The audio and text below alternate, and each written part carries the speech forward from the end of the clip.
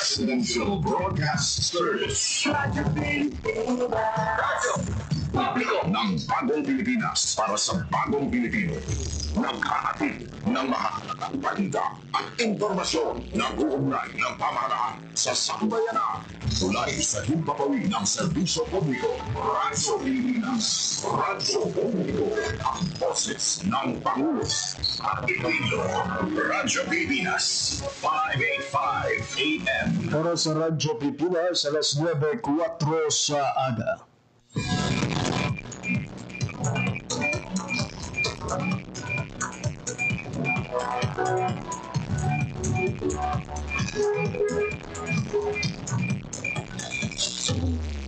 Western Visayas, Panay Island na tinamaan itong island-wide blackout. Ang pagsulot mo din sa mga sinimotor share na kapurpose na ini para sa operation nato. We have that in collaboration with the department. I am again standing up. Mapigtahan ang ina freedom of expression. Ang Office of Civil Defense naman po. Balita, issue, kag iban pa. Dili sa Publiko.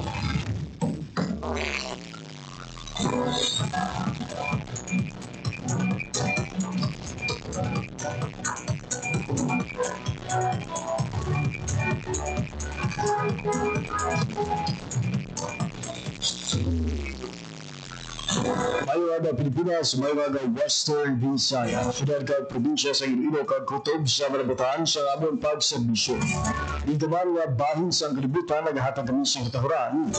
Maayong aga, good morning sa inyong katanan. Madan welcome sa samang kondisyon sa pagpakaragad sa programa Balita Issue Kaliban pa. Ada ko karon sa Martes, Oktubre 28, 2025. Mabuhan ini ang ika-apat kag katapusan ng Martes karon nga bulan sa Oktubre 2025. Sa kinanda mga kapatid tugtog alas 9:55 sa mga aga, ako ang inyong aragad, JP Harbas. Sa atong mga sukitan para mati all over Western Visayas, province sa Baclan, Antique, Capiz, Guimaras, kag Iloilo, subuman sa atong mga kulturan sa Negros Occidental, maayad-ayad yun nga aga sa inyong tanan. Inatamo-tamaan sa kamayad-ayad nga aga ang tanan ng mga overseas Filipino workers and Filipinos living abroad.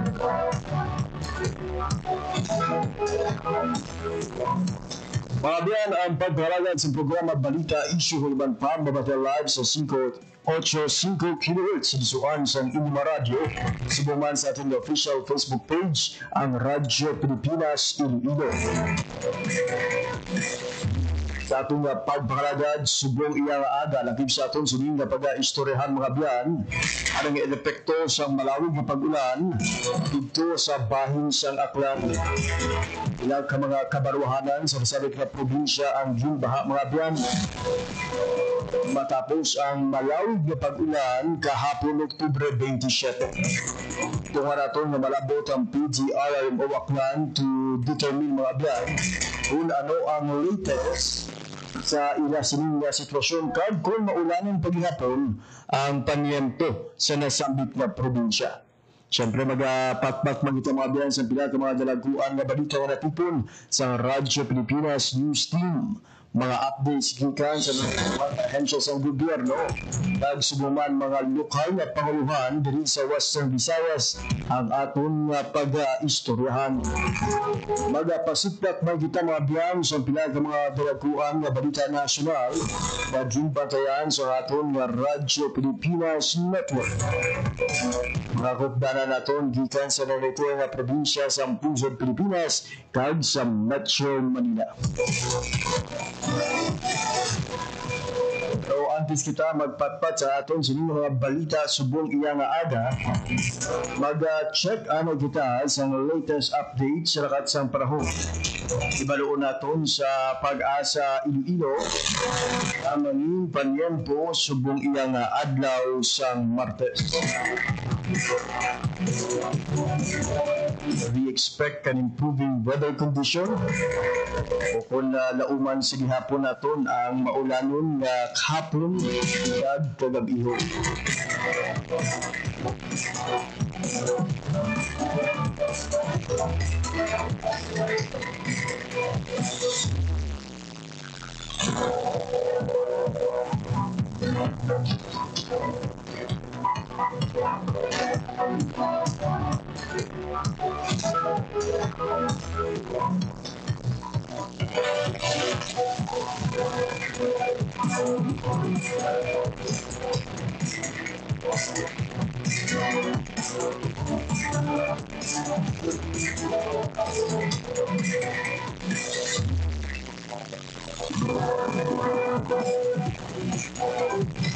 Oras sa Radyo Pilipinas, alas 9:09 sa aga. Radyo Pilipinas. Sa sunod na oras, kung po natin sa piyak na linya to give us the latest update from Pag-asa, we have Sir John Baron. Sir John, good morning. So sir, good morning. Kasaman mga tagpalamati sa Radyo Pilipinas. Latest na wala update natin sa adlaw sa Tuesday, October 28, 2025. Bisa ito nga latest nga update. Apat ka weather system no ang nag-apekto sa atong lungsod. Una, ini nga LPA nga gina-monitor naton and ginalang sa alas 3 ang aga na sa kalayo 275 kilometers east of Pag-asa Island, Calayan, Palawan. Ano naman siya no? Pagawa naman siya sa aton na par. Naka-embed din siya sa aton Intertropical Convergence Zone or ITCZ nga mali ang nag-apekto sa may Palawan, Visayas, kag sa may Mindanao. Samtang Shearline naman ang nag-apekto sa may eastern section sa northern Luzon. Meanwhile, ang northeast monsoon naton ang nag-apekto sa may extreme northern Luzon. Isa ton sa western Visayas, expect naton generally fair weather kita sa subong adlaw. Pero may mga chance sa mga isolated na mga pagulan, pangilat, kag nag-uog labi na sa hapon, kag sa kagabiyon dala sang Intertropical Convergence Zone or ITCZ. Ang natuliri sa Western Visayas, mahina tugtog paganagan sa section na pagkatala sidlangan, tugtog pamiyan na sidlangan, naman yung magadala sa manay tugtog kasarangan, mga balon sa atong karagatan. Forecast temperature na ito, 25 to 32 degrees Celsius. Ang adlaw na putlak, 5:40 kay nasang aga. Magatong na din 5 to 7 karon sa hapon. Take note natin, kagapon nag-declare na kita ng onset sa atong northeast monsoon. So, pwede na natin mambal nga kamihan season na kita. I see. Sir, Yes, sir. yes, sir. Sir, maybe no, kahapon, while improving ang weather condition rin sa syudad sa Iloilo, may pila ka mga area sa probinsya sa Aklan ang ginbaha bangod siyang madamo nga pagulan. Ano ang nangin kabaldanan sa Malawi nga pagulan, sir? Yes, sir. Actually, ang nagtugas ang pagbaha or mamunog nga ulan dito din sa may Aklan. Well, actually, hindi lang sa Aklan, no? But may mga iba naman ng province na naka-experience siya sa mamunog na ulan. Ano na siya, tuga to siya sa LPA, no? Or low pressure area. During that time, I think nag-cover siya sa may katutaan sa Mindanao.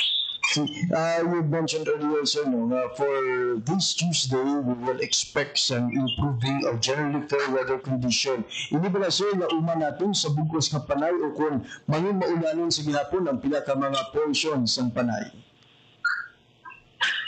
Yes, sir. Expect na natin since ang ating weather system is Intertropical Convergence Zone. So, expect na siya may mga chances of rain showers and thunderstorms kita. Kapinta sa hapon kag sa gabi. And take note nato na Intertropical Convergence Zone ang ating weather system or ITCZ. Usually, kung ITCZ, kung may mga thunderstorms kimanta, usually pusog na ang ating mga thunderstorms. So, expect na siya every di man nga may mga thunderstorm development kita sa hapon kasi todo ang pangilat kag mamunog ang pagulan. Kaya actually, based upon observation, doon muna siya pag ITCZ, medyo makusog-kusog na itong mga thunderstorm. So, maganda ang lagit. Sa posibleng pag-supa sa ulan doon sa hapon dito. But as we speak, sir, wala pa kita naging pagwa nga rainfall advisory to any place or province diri sa Western Visayas. As of now, sir, wala pa kita may pasakaan nga rainfall advisory or heavy rainfall advisory, no? Or heavy rainfall warning or thunderstorm advisory. Kaya sa subong abi, doon halos kita sa subong aga doon halos clear skies pa kita. Kasi kita naman din may ulan or kita naman din or may ulan or why aton nga area of responsibility. So far nakita natin sa mga ay pa man. So, I see. for sa hindi ko hindi ko makilangan nga raise kita sa aton nga advisory kag warnings. Pero expect na siguro karon sir kay gina-anticipate naton nga may mga rain showers and thunderstorm kita ng hapon. Even kayo sa early morning, possible na siya. So, kung makita ta na dire, ma-issuean ta na sir. I see. Sir, another, you mentioned nga onset na siyang amihan season. Sa mga kauturan naton nga not so familiar of this season, ano ba lang nauman naton, sir, nga panyempo o kung weather condition sa pion sa amihan? Yes sir, mga amihan or northeast monsoon nga season naton. Meaning na siya, ang mga tugtaw na hangin coming from Siberia and sa may China, actually ang hangin nagaparaog na siya. So usually, ang hangin na kadala is cool and dry. So, siya nung matugdaw ang hangin. Pero, hindi lang matingala nga concept na kita sa atong nga amihan, nga ito piligid yapon. So, expect na siya, generally fair weather kita for the next few days. Matingala ta nga minit yapon kay usually, pag mga magkita northeast monsoon, ang una na siya nag-apekto dito pa na siya sa may Luzon. So, hindi na siya mag-declare sa onset ng amihan, hindi na siya apektado ang ilog nga Pilipinas. No? Pero amat-amat na siya. So, sa subong, pag wala na nag-declare, so kay amihan, nag-apekto na sa may eastern northern Luzon. So, for the next few months, maano na siya, gradual na amihan kapag ang strengthening sa aton nga amihan. So, matamat sa Panaog from, for example, Luzon and then Central Luzon, Southern Luzon, and possible may Visayas. So sa subong, hindi pa na natin mapatsagan dire sa Western Visayas ang amihan. Kapag mga pag-upahanda nag-declare. Usually, mapatsagan sa ginang amihan kung during sa iyang peak months, kundi nga samanggit ka usog ang atong amihan. So ang atong peak months is mga January, February, so expect na siya daan na mapagdaw na ang atong nga tempo. Pero tingnan na kasi double mo daw na tingala itong mga pulo yun na nag-declare na kita sa amihan, pero mainit yapon. So muna siya actually dito kay ang atong nga amihan dito pa sa Luzon nag-apekto kay siyempre halin na siya sa northeast mga magkatabi amihan. Northeast monsoon, so from the word itself, northeast, so coming from the northeast. So sa mo pala nakadangin direksyon, meaning sila halin siya sa babaw, no? So meaning ang una na mapektuhan is sa may Luzon, which is right now currently ginabatyag ng extreme northern Luzon. Ayun, so sa mga kultura natin, mga most likely January gid ni sir na ma-appreciate ang ining malamig nga panyempo. Yes sir, expect na siya January or February. Peak na actually sir, February gina siya. Ayun. Pero isa kong January, so start kayo ng January, kasi mabatsagan mo na Oo, magbilagyang. Yes sir, mo gina siya matugdaw na. So, ano man siya, base man siya sa atong historical data pag January, February, so batsag na tugdaw ang Western Visayas.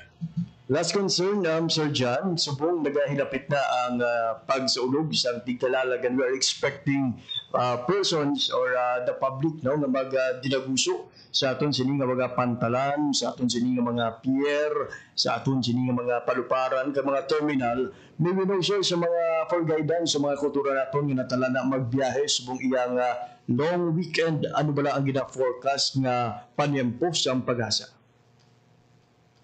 These are actually good question. Kaya sir, kay actually siya na ako ganun mo travel mo ko. So, aton nga weather outlook for the next few days, particularly at aton nga November 1 to November 2. Actually, what I expect na doon, generally fair weather for sa aton nga that's amo na galing yung mga chances ng sige po sa mga isolated nga rain showers or thunderstorms nga usually nagatuwa sa hapon or sa gabi. So if ever giman nga mag-travel kita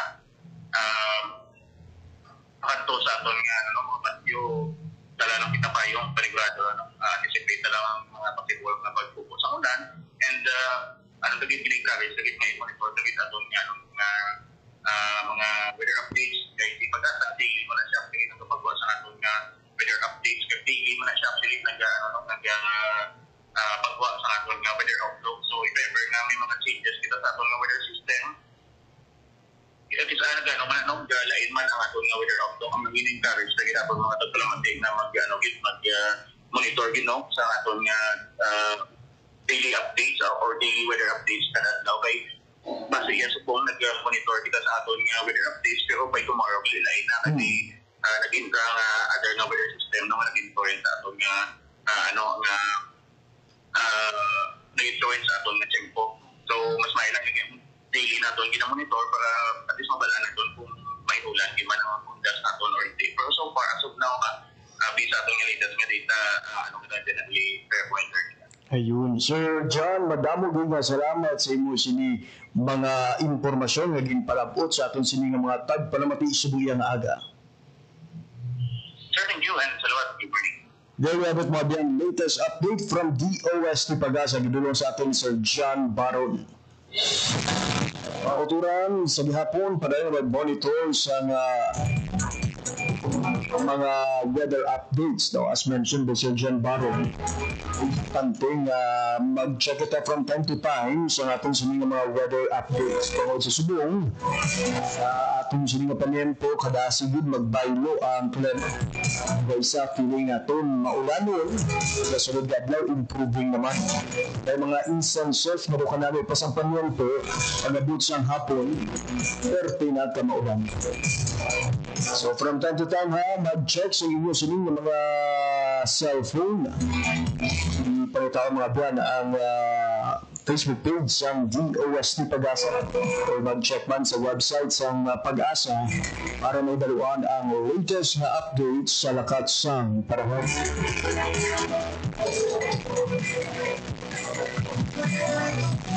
Alas 9:20 na sa aga. Ina ng pamangkot nato ng tuhol sa na paniempo the next few days as we move closer sa Tigkalalat. Basta mga buwan magawa kita sa update. Hindi ka naman sa Radyo Pilipinas News Team. Kalo nato ang pagpanghanda sa aton ng mga otoridad dali sa siyudad sang Iloilo sa nagahilapit nga pagsaulog sang Tigkalalat. Check nato ang report ni General Baclaran kung nagkahanda nga aton sining kapulisan. Subuman ang aton sini iban pa ng mga men in uniform sa nagahilapit nga pagsaulog sang Tigkalalat. Radyo Pilipinas. Radyo Pilipinas. Report. Jen, good morning. Jake, good morning sa atong sining mga kauturan na nagaplano sa pagpadulong sa mga nagkalain-lain ng mga public and private cemeteries naton sa selebrasyon sa Hondas. May pila ka panugyan ang aton Iloilo City Government sa idalom sa Public Order Safety Management Office kag sang ICPO para nga mapasiguro naton nga matawhay manunong kag safe ang aton siniya nga pagsaulog sa piyesta nga natay. Maiging papanaog nga Executive Order number 108 si Mayor Raisa Chanyas na amo ang magaserbi guidelines sa bisita no sa aton siniya nga mga sementeryo ini kasunod sang gipatigayon nga press con kahapon sa aton sining City Government kag Iloilo City Police Office. Lakip sa pagdumilian amo ang pagdala sa mga matalon ng mga bagay, makahulubog nga limon. Hindi pwede ang overnight, magahod na sound system, kagabisan pa magpalipad sa drone ang pagdumilian no, sa idalom sa sining executive order. Sabay naman sa aton siniya nga kapulisan sa kay Police Colonel Kim Nigada, aton ICPO Director nga nyara sa 1,100 ka uniform personnel ang natalana nga iga-deploy sa nagkalain-lain ng mga strategic areas, especially sa mga malapit sa sementeryo ng mga lugar. From October 29 to November 3, mayara sing igapahamtang assistance desk ang aton siniya nga kapulisan sa ginabanta 19 ka mga sementeryo para magmonitor sa sitwasyon. Wala man gid sang duda augmentation so kay Colonel Kim Ligada from regional office aming mga augmentation police personnel ay just like sa nagbigad no ang ilang deployment nagabase ini sa kadakuon kadamuon sa mga nagabisita sa patio kag sa kalaparon sa area. Sabay naman sa aton siniya nga mga traffic personnel yara sa 380 ka mga traffic personnel ang iga-deploy sa aton nga Iloilo City Traffic Transportation Management Office sa mga nagkalain-lain nga mga areas dali sa mga syudad sa Iloilo para magbuligi yaman sa atong mga motorista. So, kay Colonel Oldarico, Comunidad Colonel Oldarico garbanzos. Sabahin naman sa aton sining mga flower vendors, mayara sing mga designated areas ang city government sa mga managbaligya sa Bulak. Kag ini sila ginabanta yara sa 340 ka mga vendors ang ginalaw sa city government sa idalom sa Special Services Division nga magbaligya sa Bulak. Pero kung madakpan ka nga nagabaligya sa Bulak sa hindi designated na lugar, kag wala ka sang permits, di laban-laban makonfiscate kanugon ng gid sa imo sa inyong baligya. Sa idalom sang EO 108 ang mga vendors allowed lamang ang magbaligya sa area sang Yulo Drive, Cagusmeño Street sa distrito sang Arevalo, MH del Pilar Street sa Molo, Oñati Street sa lapit sa Plaza Mandurriao, kag diri sa city proper area ang Dalan Isnart sa city proper, kag Dalan Rizal sa distrito naman niya sang Haro. Ina sa mga flower vendors, no? Mag-umpisa sila sa pagbaligya sugod-subong adlaw October 28 hasta sa November 2 santo sa permit naging hatag sa ila sa city government nati allowed na nga pagbaligya sa Bulak from October 28 to November 2 J. Diyan akaroon pa lang ang inyong mga ginpang-mention mo nga mga designated areas for flower vendors, ini para sa mga nagabaligya lang niya sa tiyon sa tigalalag. For those nga may mga regular shops or may mga regular na posto, they can sell no sa ila sini respective sa gihapon niya nga mga baligyaan. So establi na sila ila, no? May mga posto na sila area, mga iniblang seasonal na sila, may mga ginapabutang na mga lugar, mga flower arrangement la, no? Inablang ginahands-on nila, ginahands-on na lang nila sa mga bisita sa mga sementeryo, amoy na ang mga areas yung identify sa aton siniya nga Iloilo City Government, no? Santo sa aton siniya nga ginpahayag hapon ni Ma'am Hana Almira Rubio, ang in charge ng Special Services Division. At damo-damo tani kuno chief mga guro lagan sa 400 to 500 plus. Ang gusto nga magbaligya Bulak nga mga sideline ko tani. O galing kay 340 lang ang ginalaw sa aton sining Iloilo City Government para nga ma-regulate man, no, ang ila sining pagbaligya kay hindi man gusto lang city government ka na magpinagusto na lang kadamo, no? Wala sing control. Sa ato no ambulant vendors, may permit na sila, pero expect sang inspection, surprise inspection, may ara ginaya nga mga inspection nga pagapatigil nun, laban-laban before sang November 1. So subong asisang ginisang paglibot laban-laban sa aton sa mga personnel from city government para ma-check kung may permit sila, kiti may iban man yung nagahingilit mo, wala sang permit, pero kumpiyansa kag nagaatubang sang risgo sa pagbaligya sa ina produkto. Pero kung madakpan ka, amo nang masaling naton nga masakit sa palanguyan kay kung biskar na dako gid ang kaperdihan sa aton sa mga kauturan. Ayun, so yung mga kauturan nato nga napasilawan yung mga proseso ng permit, maximize the power of social media. Basi pwede mga makabaligya online, no? Free delivery o kung ano pa ang mga tanyag para bisan pa paano may mga income sige hapon ka mo subong iyang ating kalalat. Amo ni madulong naton nga balita nagikan sa Iloilo City Hall para sa Bagong Pilipinas, General Baclae, Radyo Pilipinas, Radyo Publiko. Radyo Pilipinas, Publiko, Radyo Pilipinas. Maraming salamat, Jen, sa imo sining nga balita. Ang oras sa Radyo Pilipinas alas 9:27 na sa aga. Sa sining oras mga biyan, mag-aatag na kita sa malipot ng panundong kung sa ating pagbarumbalik tunga naton nga malabot ang Malay MGRMO kag pila ka mga Municipal Disaster Risk Reduction and Management Office sa probinsya sa Aklan. Ini kagiban pang impormasyon pagkatapos lamang sa pila ka pahandong. Itinuloy na po natin ang zero balance billing. Libre po.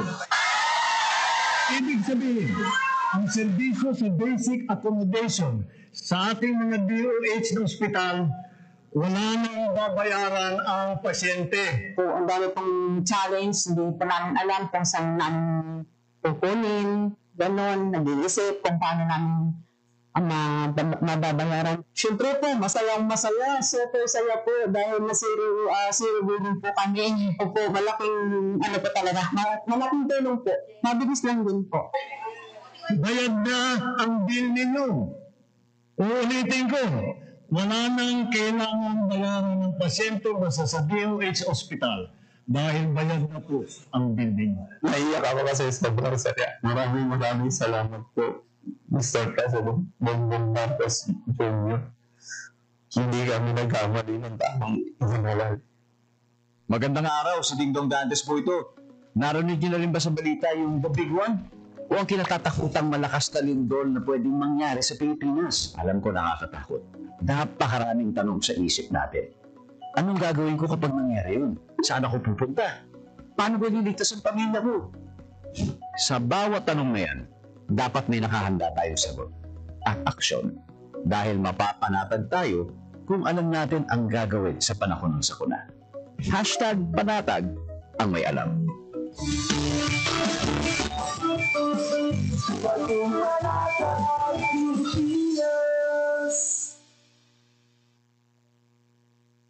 Time to celebrate kulturang Pinoy. Tradisyon, musika, sine, literatura, at iba pa. Anything and everything fun and Filipino. Ito ang Pinoy Kultura.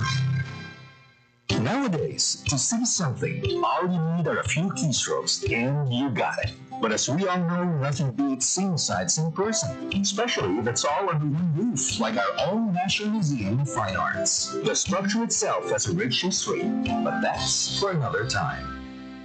Ang National Museum of Fine Arts ay matatagpuan sa siyudad ng Manila. Dito makikita ang koleksyon ng mga obra maestra ng ating magagaling na tanyag ng artist, tulad ng illustrators na sina Liborio Gatmonton at Larry Alcala.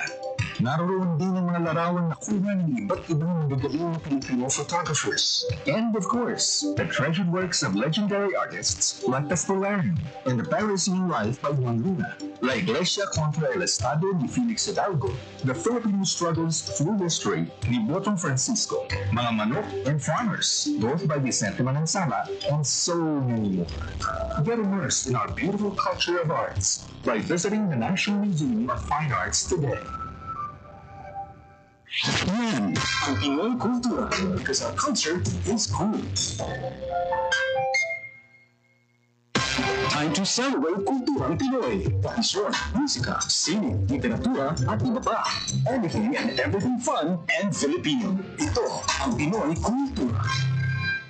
Known to tourists as hanging rice, puso is rice cooked in woven palm leaves and seen mostly hanging in food stalls, kaya tinawag na hanging rice. It is sold along with barbecue, lechon, ginabot, and the likes in Cebu. Ang puso ay isang iconic street food sa Cebu. Great to take on a picnic or pag nag-beach or kahit saan kapag nagutom. No need for utensils or plates, just grab a bunch of hanging rice and some barbecue and you can eat anywhere, even without a table. Busog na, biodegradable pa. So don't forget to have some when you visit the Queen City of the South.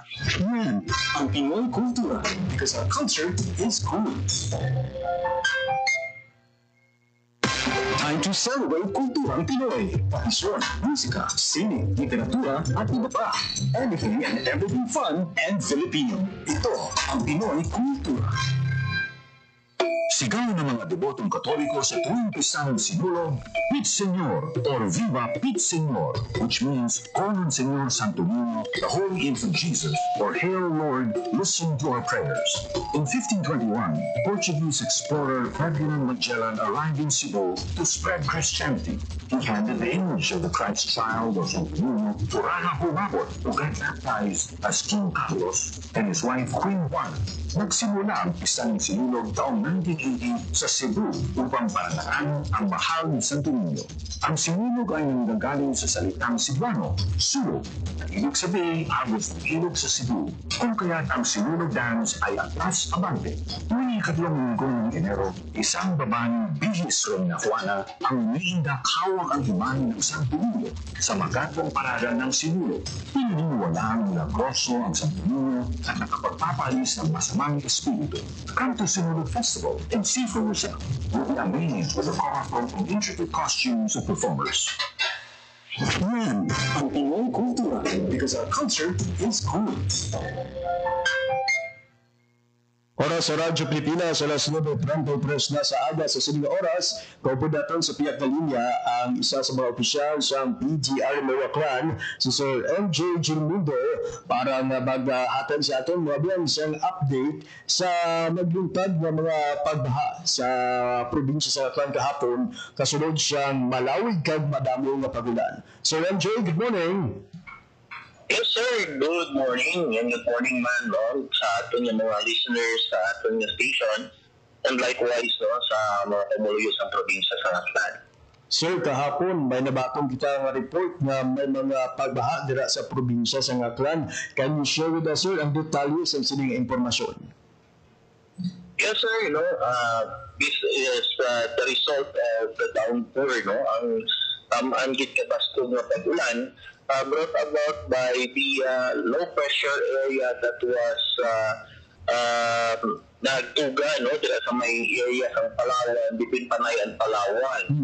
Likewise, ang aton northeast monsoon or ang bagat natin, no, nagdala sa damo thunderstorms. Especially sa northern tip of Panay, which is ang area sa Malay, Buruanga, Nabas, kag Ibahay. Because of that, tamaan-gid niya kadamo nga ulan, ang ginbuko niya sa mga area ngayon na. That's why medyo nag-apawgid, no, ang aton yung mga kasubaan and resulted to widespread flooding. For a couple of hours lang naman, no? Finish siya, flash flood. Ayun. Sir, bali pila so far ang confirmed ng mga LGUs nga ginbaha bangod sa sining malawig nga pagulan? Yes, as per reported municipalities kagapon, we have the municipality of Ibahay, likewise the municipality of Nabas. Ang pinakatamaan-gid is the municipality of Malay and Buruanga. So we have 4 municipalities affected. No? Although tanan man nakaago man sa pagulan-ulan nga mapasko kagapon, but then those 4 municipalities were affected, which resulted sa flooding naton. Which after 3 to 4 hours, nag-subside man nila yun. Ayun. Sir, may recorded kita, sir, ng number of evacuees or affected residents bangod sa sining malawig na pagulan? Well, so far, sir, kahapon may mga evacuees kita, no? But they are only staying outside evacuation center. Wala kita sa evacuate inside because most of the population affected, may mga may mga kasilingan man sila or neighbor nga family related, dito na lang sila nag-evacuate, no, sa mga higher areas. I see. So as of now, wala na kita evacuation. Wala na kita evacuees, nagpululi na sila tanan because subsided naman ang flood. And they are now going back to normalcy na. It's good to know, sir, nga wala kita sa evacuees staying or mga biga internally displaced person. But kahapon, sir, may ara man kami report kaya nabaton nga may naigo sang kilat, sir, sa Malay Aklan. Any updates ni sir? Nakalapot na bala ini, sir, sa inyong opisina? So far, wala pa kita nakabato sa report regarding sa lightning strike that transpired in Boracay Island. And siguro sa tudong adlaw, we'll try to check, no, with the MDRR Malay in relation to that incident, no, kay ang ato natin nga focus kagapon isang widespread flooding. Subong try din naman nga i-check, no, ang ina nga incident. I see. So, well, we are not praying for worse things to happen, pero if ever so, liwat nga magbaha, kaga magalala ang sitwasyon, ano ba ba, sir, na plan PGRMO para sa paghatag sa nakaigo nga bulig sa mga apektado nga pamilya? Yes, sir, no. As always, the governor is saying that we have to ensure the safety and likewise the welfare of our people in times nga may mga amunisili nga may mga mabaskog na pagbaha or may mga bagyo. So the PDRMO, no, as instructed by governor, should always be ready. That's why yesterday nagpadala kita gilayon sang bulig dito sa Banuasang Malay, especially with our water search and rescue team. And likewise, no, the PSWDO is also checking out kung anong mga assistance na pwede natin maihatag para sa mga victims natin of the flooding incident yesterday. Ayun. Sir MJ, lastly, ang imo sini nga padugyan sa tanan ng mga residente kag kauturan naton nga nagaplano nga magbisita sa probinsya sa Aklan subong iya nga may ara pa sa gihapon posibilidad sa mga pagulan. Yes, sir. No, sa Subong, ayun inside, I'm outside. I was looking at the sky. It's clear, no? Aklan remains to be safe. As of the moment, wala na tayong flooding. And it's indeed a good place to visit sa Quiapo. Yun nga lang, please do a safety measure, no? Kinanilan Quiapo, mag-check sa natin sa safety. Although that it's safe, wala na sa flooding. But then from time to time, let us check also the weather and the area wherein kung di kita makanto para masigurado natin natin ang safe and likewise enjoyable experience here in the province of Aklan. Ayun, Sir MJ Ismundo, sir, for your time, information and hatag sa Radyo Pilipinas Iloilo. Madamo gid nga salamat. Stay safe kag padayon. There you have it, mga abyan, si Sir MJ Hismundo sa aton sining Aklan PGRRMO.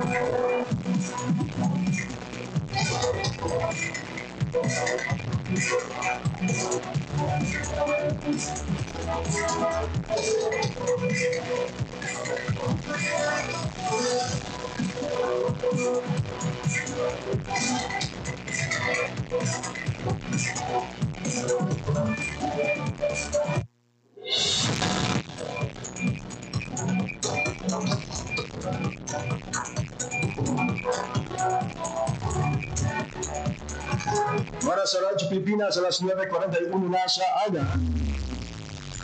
Sa gihapon nga pamatlamo sa pagpagalagad sa programa Balita Issue Kaliban pa. Kapag natin mabiyan si Sir MJ Hismundo sa Aklan PGRMO ayon sa ngin epekto sa malawig na pag-ulan sa probinsya sa Aklan kahapon. Siguro mabiyan ka-subside na karon ang tubig sa probinsya sa Aklan kag wala na sa may ginbaha.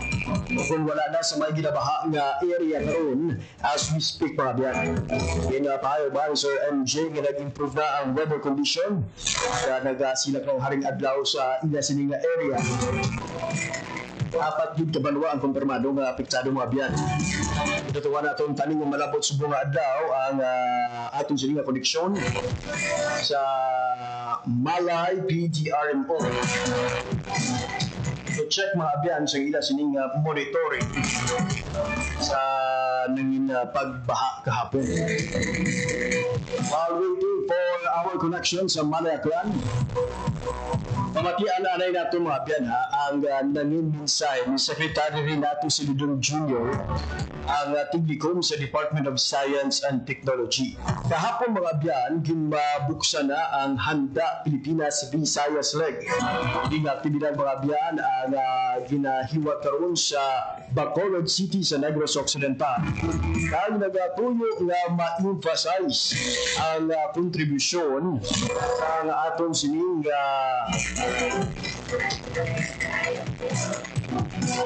siyensya kag teknolohiya para sa pagpaganhagan kag pagpanghanda sa mga epekto sang kalamidad.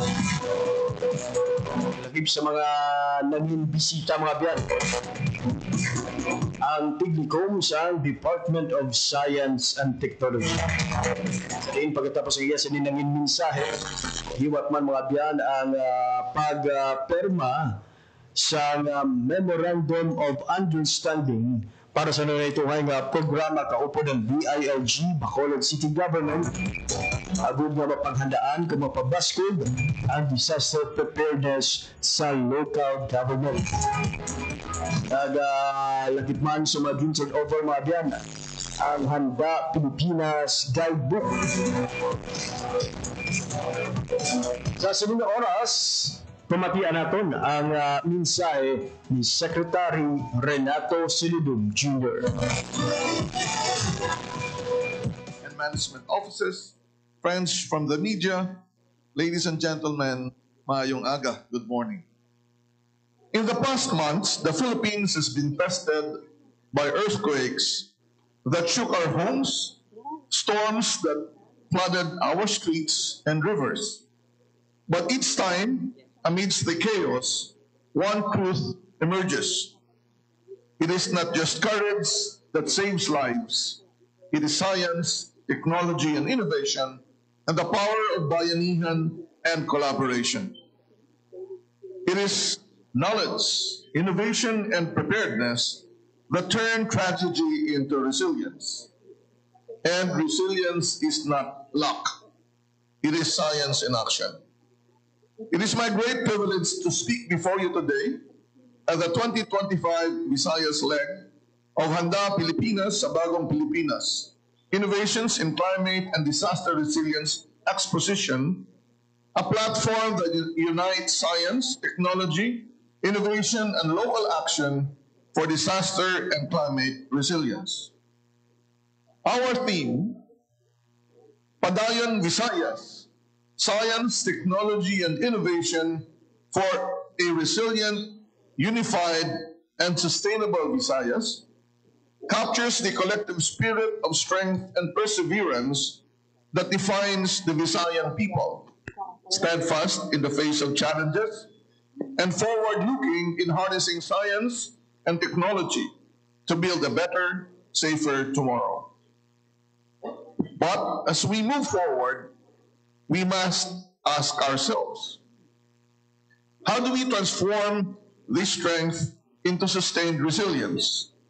How do we ensure that science and innovation truly reach and empower every community, every family, and every individual in the Visayas, in the Philippines? That is why today's gathering is all about.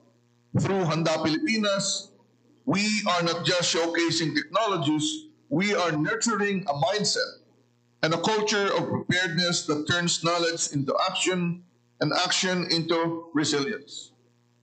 We are learning from the past, applying science for the people, and working hand in hand for a sustainable future. And that is the true essence of Padayon Visayas, to keep moving, keep innovating, and keep building a Visayas that stands strong together no matter what lies ahead.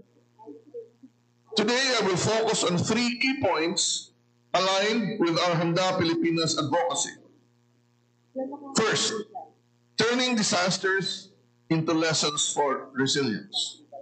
Second, building a science-driven and people-centered Visayas.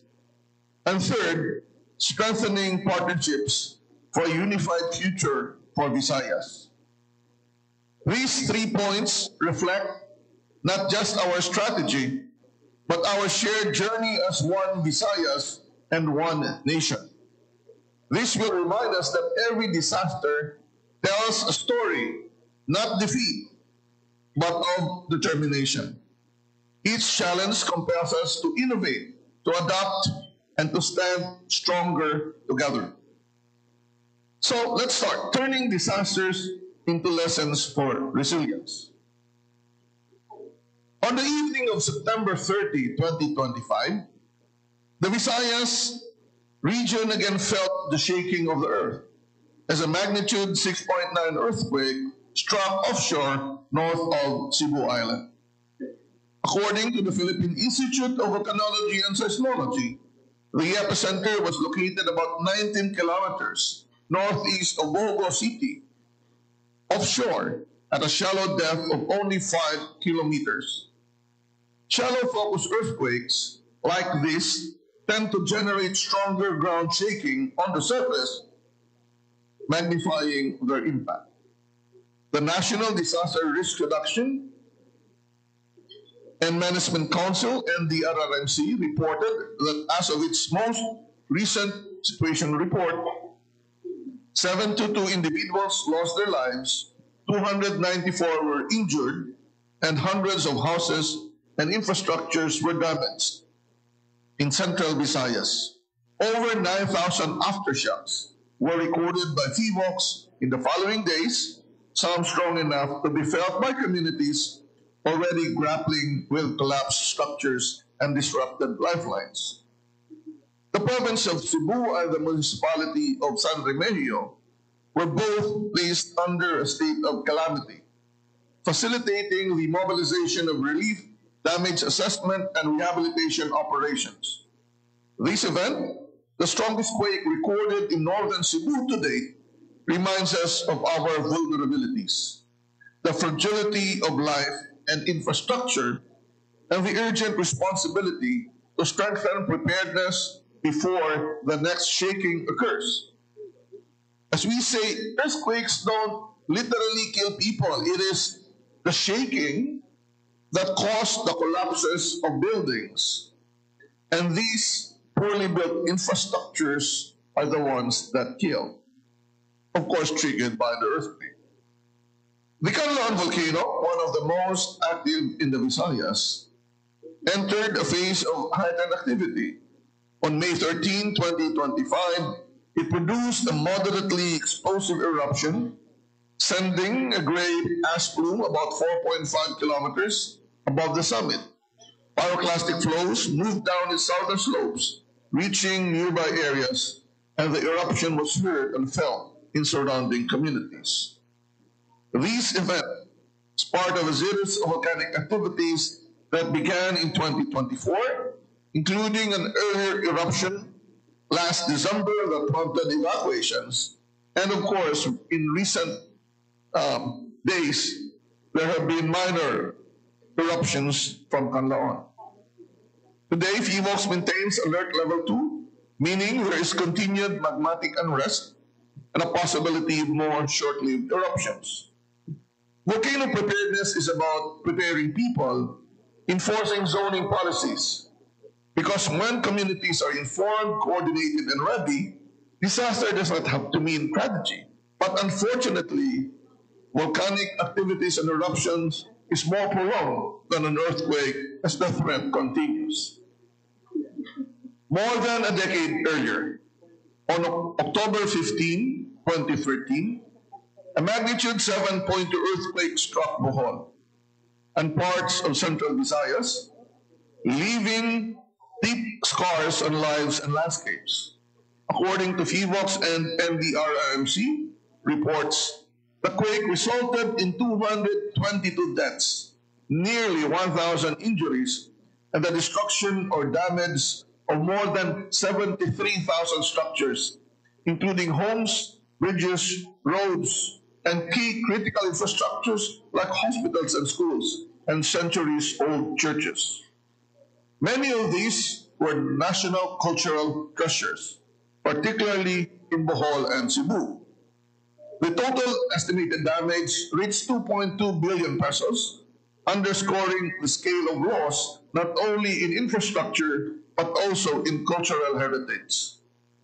These earthquakes highlighted the need for strict enforcement of the National Building Code, geohazard mapping, and public earthquake and tsunami drills, lessons that remain relevant today as new quakes continue to test our preparedness. Just weeks after Bohol earthquake, the Visayas was tested by one of the strongest tropical cyclones in recent history, the Super Typhoon Yolanda, on November 8, 2013. Yolanda made landfall 6 times, 4 of which were in the Visayas region, including Giwan Eastern Samar, Tacloban City Leyte. Based on NDRRMC final report, the typhoon resulted in 6,300 300 deaths and left 1,062 missing. More than 1.14 million houses were damaged, half of which were totally destroyed, and approximately 16 million individuals were affected across 44 provinces. With storm surge that inundated Tacloban and nearby coastal towns became a global wake-up call, illustrating that preparedness must account for cascading hazards, including storm surges, floods, and infrastructure failure. Yolanda transformed the nation's approach. Madaya-madaya ang kabahin sa naging payag ni Secretary Renato Sududong Jr. ang Secretary Kontiglikum sa Department of Science and Technology sa iya sa ding pagparabot sa mensahe bilang isa sa mga dinapit o bisita sa karon iwang handa Pilipinas Visayas Legislative Rayon sa siyudad sang Bacolod. Ang dugang mga mensahe ni Secretary Renato Sududong ang mahimong mapamatian sa Facebook Live kahapon sa Department of Science and Technology kung DOST Philippines. For the meantime, wala kita sa oras nga bilin sa atong suding pagpalagad diri na ginawang kutob atong edisyon sa mga adlaw sa Martes, Oktubre 28, 2025. Sa ngalan sa akong mga katuwang teknikal, Mr. Roger Jones Sotero sa studio, kag Mr. Jeffrey Bitita sa transmitter. Ako naman ang inyong inalagad, JP Herbas. Madamo salamat sa inyong pagpamati. Maayong aga, Pilipinas. Balita, issue, kag iban pa. Diri sa Radyo Pilipinas. Publiko, Radyo Pilipinas. Ang inyong tulay sa himpapawid ng serbisyo publiko, ang Presidential Broadcast Service, Radyo Pilipinas, Radyo Publiko. Radyo Pilipinas. Radyo Publiko. Kinilala ng pag-international at prestigyosong Asia Pacific Broadcasting Plus Awards 2025 para sa kategorya ng Government Streaming. Ito ay dahil sa epektibo nitong pagsasanib ng mga tradisyonal na media tulad ng telebisyon, radyo at print para masabayan ang mabilis na pagtinog ng mundo ng digital at social media tungo sa mas epektibong paghahatid ng mahalaga at napapanahong mga impormasyon sa mamamayang Pilipino. Kinilala rin ang Radyo Pilipinas dahil sa patuloy na pag-akyat ng rating. Ngayon ay matatag sa pang-apat na pwesto sa Mega Manila ayon sa pinakahuling Nielsen Radio Audience Measurement Survey. At sa social media, nakamit ang higit 2,000% pagtaas ng bilang ng mga sumusubaybay sa Radyo Pilipinas page sa unang bahagi ng 2025. Patunay ito na ang inyong Radyo Pilipinas Radyo Publiko ay tunay na kaagapay ng inyong pamahalaan sa paghahatid ng serbisyo sa mga mamamayang Pilipino. Mula sa aming lahat, sa ngalan ng inyong pamunuan at mga kawani ng Presidential Broadcast Service, kasama ang inyong mga himpilan ng Radyo Pilipinas sa buong kapuluan. Maraming salamat po sa inyong lahat, sa inyong pagtangkilik at pagkilala. Radyo Pilipinas.